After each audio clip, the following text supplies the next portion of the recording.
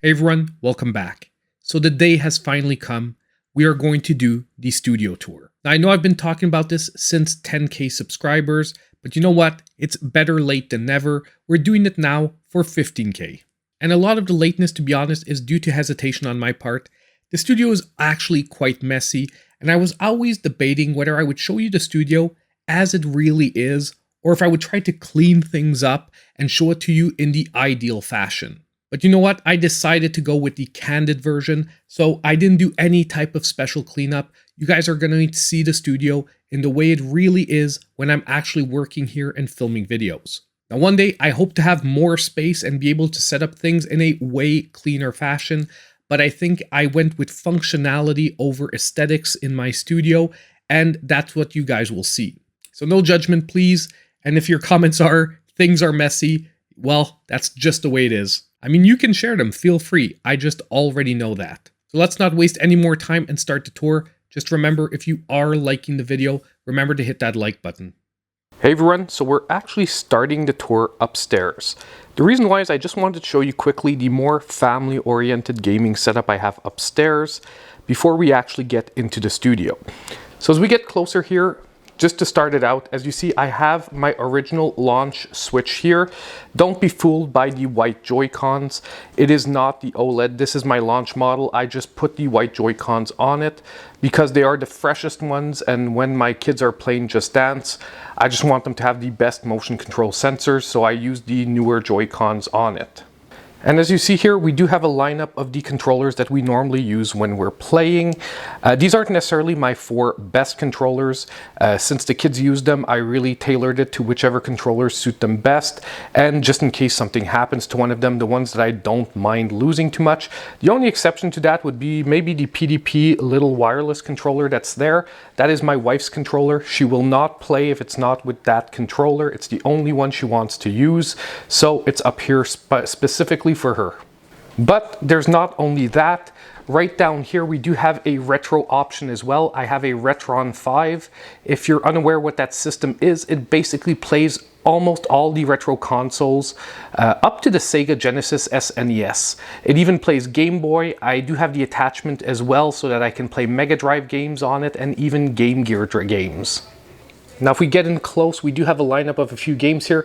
I have the original Mortal Kombat, Street Fighter 2, we have Double Dragon Battletoads here, we have Sonic 3, the original Sonic, and we have Miss Pac-Man, and we even have Power Rangers hiding here for the Sega Genesis. But you'll see that most of my retro collection is downstairs. This is just the easiest HDMI option I have for playing anything I want on the big TV if it comes to that. So I have that here. I even have my Ring Fit wheel hidden here. And the only real games that I keep on a permanent basis upstairs, you can see them here. It's the Just Dance games and Ring Fit Adventure that is somewhere right down here. So that's pretty much it for the family gaming setup. Let's move downstairs to the real studio, but I just wanted to give you guys a quick glimpse of how we as a family normally play on the Nintendo Switch. So as we come in, as you can see right away, and you're going to see all the walls are almost furnished with different types of posters and memorabilia. We have here the Breath of the Wild poster that I have framed, as well as a couple of individual art pieces I picked up at the Comic-Con this year. Now, if we keep moving, the reason why you guys always see Topaz while I'm streaming, yes, because this is her little space. This is where she eats. This is where she has her litter box and whatnot. So it's why she's pretty much always in the studio space when I'm streaming. I really don't want to keep her out of here too long since her stuff is here. After that, if we go here, we have a couple of backup monitors. Actually, 3 backup monitors. Just in case the main ones, something happened to them, I keep my old monitors. I can always flip them back. Then as you see, we have the lighting kit that I actually started with my first videos. It was a simple 1 lighting kit. The umbrellas are right there. Honestly, I keep it once again just as a backup, or more like a memory of where this channel actually started. So now let's look behind it, and now we're moving into my retro gaming space. Once again, right now it is not in the mode where I would be gaming. If I wanted to game, I would just push these things back a little bit, and I'd be sitting on the ground right there where you see the barbells, ready to play like I used to, sitting on the ground as a kid. I have a couple of cushions there next to the TV, as you can see right there. And that's what I generally sit on if I'm gaming retro style. But I have most of the consoles I play the most here. So I have a Nintendo 64, I have the NES out, I have the Sega Genesis and Super Nintendo over here. I have this actual really weird piece of furniture that I found. This is an officially licensed Nintendo rack that I found. These were made exclusively in Canada at Sears. I found one used and I picked it up for like $5. You even have this weird image of Mario on the side. It's just a awesome little retro throwback. Now, after that, we have the classic CRT TV. Generally, if I'm playing retro, I'm going to be playing on the CRT. However, since I also have slightly more modern consoles here, like if we look underneath, I also do have an Xbox 360 down here and a PlayStation 3. Well, I always can switch up top to the HD TV. I have a 55-incher up there. It's on a swiveling arm. And I also use it to basically watch TV or watch shows while I'm editing and doing stuff that is a little bit more on the boring end. Now if we continue on, we have the wall of pops that used to be behind me in the earlier videos. It is here now. It is lined up here against the wall. It is like 4 or 5 rows deep and basically very high. They are all here. I'm still holding on to them for the moment, but I do think one day I will start selling some. Next, we have my arcade 1-up. It is the Street Fighter Capcom Anniversary Edition. We have a really nice lineup of games. I honestly can't name them all for you right now, but actually wait a second, we can probably just turn it on and take a look at the startup screen. Honestly, I really like this load up screen. Sometimes I leave it running too in the background, but the problem is you can change the volume, but it does get pretty loud pretty easily in here. So I generally can't leave the volume on. But here we have the selection. So we have a really nice lineup of games. You have 2 versions of Street Fighter 2. We have Dark Stalkers. We have Strider. We have Street Fighter 2 the Champion Edition. Another Street Fighter 2 Turbo. Basically, we have 6 versions of Street Fighter here. We also have Final Fight, Commando, Ghost and Goblins, and finally Loop Master. Honestly, I picked this one up because I found it was the best lineup of games. We've got fighters, we've got platformers, we've got top-down games, and we've even got shmups. So basically everything you want in an arcade cabinet. Oh, and even a beat 'em up. Yeah, Final Fight. So it was a really nice lineup. Since I only had space for one arcade cabinet, I chose this one. So now Topaz has shown up for the video. She wants to be in it. She wants to say hi. You might hear her from time to time. She's a pretty vocal cat. But yes, since I'm in here, she's following me around the room. I wanted to show you guys what it actually looks like when the green screen is there and when I'm in sort of filming mode with the green screen. So let's say I'm shooting an eSHOP deals video. So as you can see, we have 3 major lights pointing at me. We have one over there. We have the big one here that I'm using more like to add a little bit of depth to the room. And we have a third one here that is pointing straight at me as well. And basically with this setup, it eliminates the most I can of the shadows on the green screen to make a clean look. Now we're going to rotate around and we'll look at everything here that's on the table and why things are out, what's out and what's not out. If we flip over to the other side, this is basically what I'm looking at when, for example, I'm streaming or filming a video. So we have my keyboard, mouse there. We have my 2 monitor setup. The right monitor is the one connected to the computer. The left monitor is the one that is connected to the switch that is used as my gaming monitor. And then we have the laptop that is basically servicing all this equipment here. Now to have this actually all work and manage to work together, I have a multi-plug here and I also have a docking station in the back here with the capture card and all of that. That brings it all together and you can see the switch in the back there. But that gives you a pretty good idea of what it looks like when I'm filming with the green screen. And you see when Venom wants to jump on me, as I said, she's going to probably follow us around for the whole video. Now, also, just before we actually switch to taking off the green screen and looking at all the rest of the stuff, I want to show you the section of the room I wish I could occupy. Unfortunately, you see this whole half of the room here on this side is all occupied by my kids' stuff. Like, this is filled with games and stuff. So one day when the kids are a little bit older and I manage to get rid of all of this, I will be able to occupy the full room, and a lot of the mess that you guys will see in just a few minutes will most likely be able to fit nice and cleanly into that section. So now I removed the green screen and you guys can get a better idea of everything that's around here. And we'll get closer looks. I just want to give an overview first. So we have a lot of cabinets all filled with gaming stuff, retro and Switch. We have the famous controller wall that I used to film in front of a little bit earlier in the channel. We have this cabinet that serves for a lot of the retro stuff that I can't put on display for lack of space, or my doubles, because the NES is over there that you saw earlier. This is a spare NES, a spare SNES. We have a few PlayStation 1s, because I have the slim model over here as well. We have the 3DS XL there. We have a bunch of Game Boys that have different mods done on them. And if we go underneath, we even have Game Gears, Game Boy Advanced. We have a couple of Wii's. We have spare Sega Genesis for parts because that one is broken and pretty much unrepairable. And we even have another option, which is a third-party option, which is called the Retro Duo here, where you can play Sega Genesis and SNES on the same console. Now, the other part that we're going to go over just quickly is the old computer stuff. At the beginning of the channel, I used to do a lot of computer stuff. This whole tower here is filled with computer parts and my old computer tools and whatnot. I just honestly can't throw it away because all this stuff is worth a lot. However, the older it gets, the less it's worth. But I always keep it there just in case one day I need to throw together an old system or whatnot.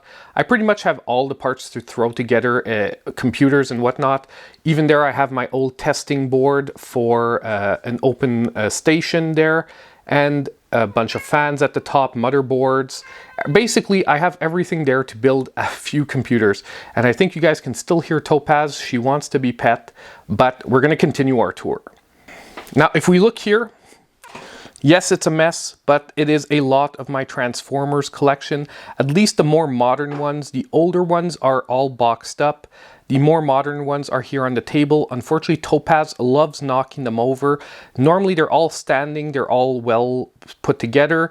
But like I told you, I was going to show you the studio as is. She unfortunately knocks them over. So yeah, that's what happens. Down here, we have like the spare bits and parts. We have like some PS4 games, some Xbox 360 games. This used to be my Sega Genesis collection and PS2 collection. Unfortunately, as I've said a few times, I sold it when I started the channel about 3 or 4 years ago to actually finance the first few years of the channel to be able to buy all the controllers, the games I needed to get started. So that's why these are empty, but I'm leaving them there because one day I hope to rebuild parts of it, maybe be a little more selective on the games and whatnot. Next, if we go up, we have the first Teenage Mutant Ninja Turtle shelf. Now this is the older figures. I have a few completes. Rocksteady and Bebop are completes. I have a lot of the retro figures here. Not a lot, I would say. There are way bigger collections than this, and there's probably over 100 different retro figures. But I do think it's a nice little collection for the TMNT. As you'll see, I have also a really big modern collection. We're going to see it. It's just on a different shelf. Next, if we go just above it, we have the Power Rangers shelf. Loved Power Rangers as a kid. I love getting some of the figures, whole mix-up of different sets. Honestly, I pick them up when they go on sale because it's not my priority for collecting. So I just get those that I can on sale. And right above it, we have some closed on the card 3.75-inch figures. These are the modern reprints of the turtles and whatnot, so these aren't huge value, but I do want to keep them there. They just look good like that in the packages. As I said, we're going to just brush over it again, but we have the controller wall. Now this is far from all the controllers I have, because as you could see, some are upstairs, some are all over the studio. Basically, the idea is I wanted them all here, but as things went along, it got more and more difficult to find space and have a space for all of them. Not only that, but the wired controllers, it's easy to put them on a hook and wrap up their cable, but the wireless ones are a real pain to get up there. I need these like double hook things, and they keep falling off when the cat jumps too hard and stuff like that. So I gave up on the idea. I leave a few up there. But as you'll see, most of the ones I use are a little bit all over the studio. Next, if we look up, we've got a bunch of headsets. These are all backups. My main headset is closer to the computer over there. It was on the ground. I didn't point to it, but I don't think you guys are here for that. Then we've got the setup. Now this is the setup that you guys see on camera, but maybe we'll take a closer look. So first we've got the Zelda Skyward Sword Joy-Cons. They're actually out of the box. That's just the box. I use them. Then we've got the Mega Man Amiibo. We've got my Game & Watch, the Mario Edition. We've got the modded Game Boy Macro we made. And this is a modded Game Boy SP that looks like a SpongeBob SquarePants, but that's actually a reshell. Then we've got the Zelda Game & Watch. We've got my reshelled Game Boy Color. My completely modded with an IPS screen Game Boy Advanced, the Legend of Zelda Link's Awakening Amiibo. We've got a couple of reproductions of the Tiger Electronic Arts games. We have, I think, X-Men and Transformers here. Yeah, Transformers. Then we've got a My Arcade Mini, a couple. We've got Bad Dudes and Burger Time. And we've also got the Arcade 1-Up Countertop Edition of Miss Pac-Man. Next, we've got my Banjo-Kazooie cable guy holding the 8-bit DOE controller. We've got the Mega Man. I'm not going to name everything that's there. I'm just going to do a slow pan for you guys. Most of the stuff you've seen over time if you've been following the channel. And that is my ultimate modded original Game Boy. I've showed that to you a couple of times on stream as well. We have collection of Game Boy games. A lot of these are Japanese. By the way, the Game Boy, the original one, is not region locked, so you can play games from everywhere. If you want to pick up the Mega Man games, they're generally under $5 if you get the Japanese version. The American versions or the North American versions are extremely expensive. So next, if we go just below, we have a lot of my retro collection.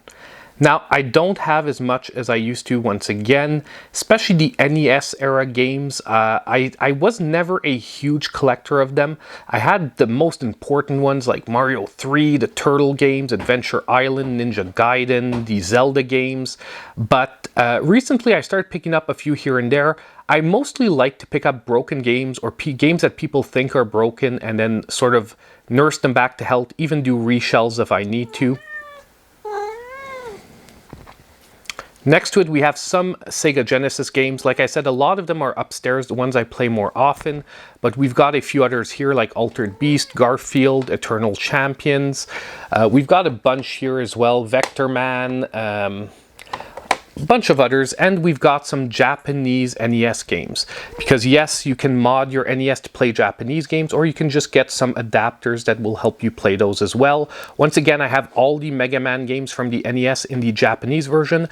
They costed me an average, once again, of like $5 to $7 because I went with the Japanese ones. Now, if we go just below, we have a lot of the retro section for the SNES. Once again, a lot of these are the Japanese versions because they are cheaper, and when they are action games without a lot of text, it doesn't really change anything. And also, I have some RPGs in here that are Japanese that are really cheap, like the Final Fantasies. By the way, the other reason I have that Retron 5 upstairs is that you can actually use language packs with the original carts and play a Japanese cart with English text. And after that, we have 3DS games. Honestly, I did not keep that many of them because as we're going to see in a few seconds, the Switch is taking so much space. I didn't want to run out and have games all over, but we will see that in just a few seconds. So for the most of the retro collection that I have active here, I do have a lot still at my parents', but the ones that I keep here, this is most of it. Underneath, if I'm not showing it's because it's mostly boxes, we have the Starlink down there. We have some Xbox 360 games and we have some Wii games, but honestly, no huge games of note. So now if we move over, the Switch stuff starts. Now my Switch collection is divided up. This is mostly the games that you've already seen in physical collection updates. And there's more than this. I'm only showing you the overstock because if we move over, I've got a 3-storied game here. I counted, we probably have somewhere around the 150 to 200 mark of games in here. Okay, and we have that row there. And then we have my arcade fight stick. We have grip. We have a random DS game that's there. I'm not too sure why. We have a lot of the cases that I've collected over time. We have some PSP games that I'm actually looking to maybe get rid of, but decision hasn't been made yet. I got rid of a lot of the bigger titles. These are sort of the leftover ones. Once again, it's just the idea that I need to make a little bit of space, and eventually I'm just not playing these PSP games anymore. So although I love collecting this stuff, I rather focus on the older stuff that I know I'll replay on a regular basis. Now if we come up from there, we have another random assortment of collectibles there. On the wall here, we have the Ninja Turtles frame, we have the Sonic Clock, we have Metroid Golden Axe, we have Mario, and we have the Legend of Zelda Link's Awakening. Now what's interesting is we're going to move over to the section of the studio that you guys pretty much never see. Now the Castlevania Shadow Box is right here. And now we have my secondary unit for the Switch games. So I have unopened amiibos here. We have the Kirby Shadow Theater that I put together, or Paper Theater, not Shadow Theater. And then below it, we have another filled case with Switch games, physical ones. But these are the ones that have not been shown yet in a physical update. I keep them separate because honestly, I don't want to have to go through all the videos to see which ones I've shown you versus which ones I didn't. So I just keep them completely separate. And by the way, we have all this, so like 2 rows. I have a stack of games here, another stack there. And this isn't even all because I've got a couple of other stacks throughout the studio of games that I want to play on a regular basis. So we'll actually look at those just in a little bit. But now I want to get to, like I said, the section you guys never see. So I have a bookcase filled with figures here. The bottom shelf is the random figures, meaning that it's figures from different series that aren't necessarily all interconnected. So we have He-Man, Warhammer, we have a Transformer, we have Optimus Prime in the back, but that's like a really nice version of Optimus Prime. We have basically, oh, and even a Witcher figure there on the side. Sorry guys, the lighting might not be the best, but it's like in a corner, there's not much I can do.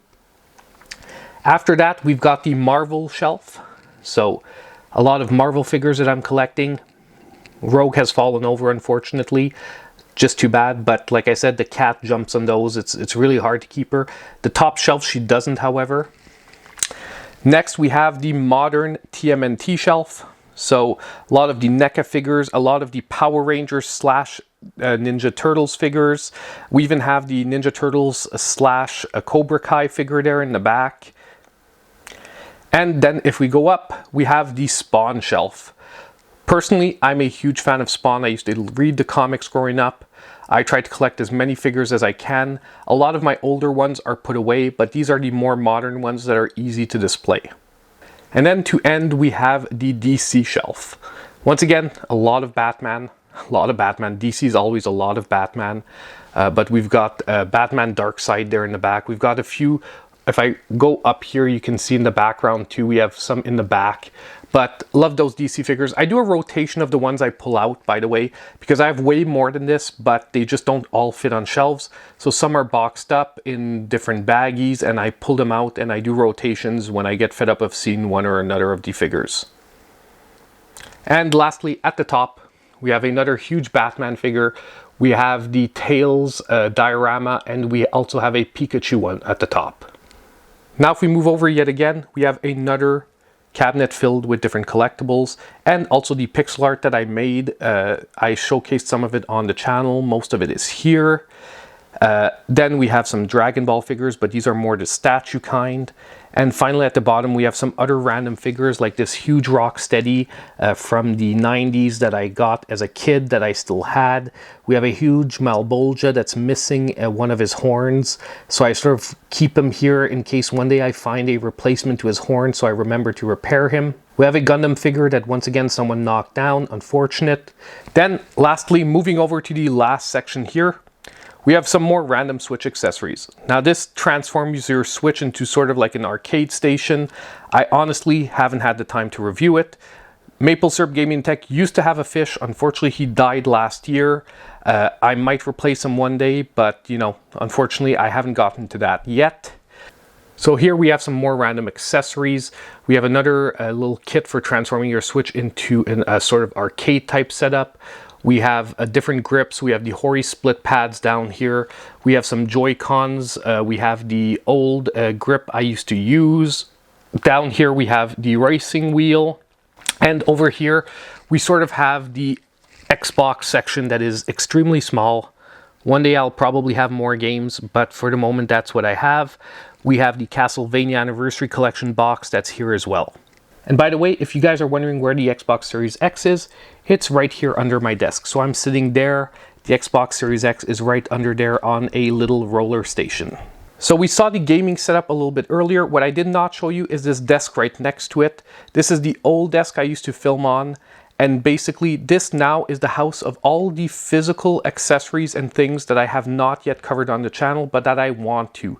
So all of these are things that the videos are left to do on, but I just haven't had the time.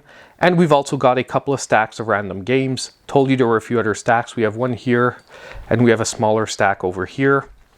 Some of these we've played, some of them we haven't. But basically this is like my overstock. And when I do the close-up shots, I basically clear all this out, and this is where I film the close-up shots from the top-down view. Oh, by the way, I got my 8BitDo Ultimate. Can't wait to review this controller. Very excited. And here is the Game Boy Pocket that we most likely will be modding very, very soon. So there we have it. That is today's tour of the studio. I'll be honest with you all, when I originally thought about this, there were other things I wanted to show you. However, the video was already becoming way too long. But who knows, maybe in the future I'll be able to do an update to this and we'll dive deeper into the more technical part of the station, like where I keep all my spare parts for repairing consoles and games. I know most of you weren't necessarily interested in that stuff, so that's what I decided to cut out. So as I said at the beginning of the video, in my opinion, it's better late than never. And just remember on the way out, if you did like the content, hit that like button, subscribe to the channel if you aren't already, and click on that notification bell so you know when all my future content comes out. And as usual, I hope I'll see you in my next video.